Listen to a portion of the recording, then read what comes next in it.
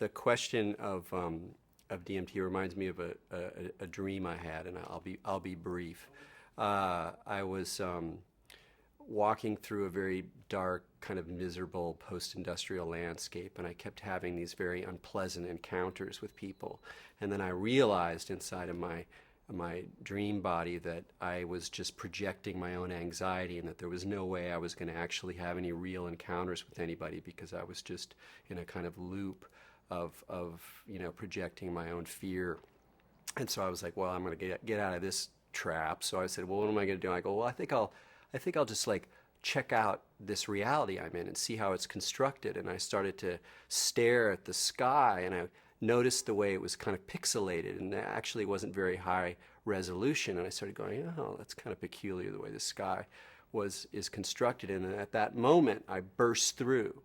And then I was in a space that was extraordinarily like DMT, where it was super bright colors, geometrically complex, and I was confronted with this machine. It was kind of like a dream machine, where it was just spinning rapidly around and producing lots of images that were like the entire archetypal unconsciousness of man, spaceships and maidens and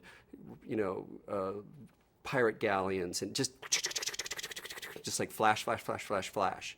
And there's something about that quality of the DMT flash that seems really extraordinary, in the sense that it seems like it's like peeling back the layer of the reality construction project, that you're sort of seeing the gears or the devices and even the little workers who maintain that kind of construction, as if there's a kind of fold in things.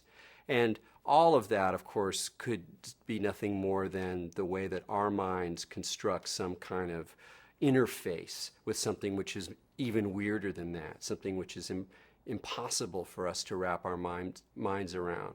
But even in that reflection and that attempt to build an interface, what the materials that we're building with seem to be very essential in terms of the way that we construct reality.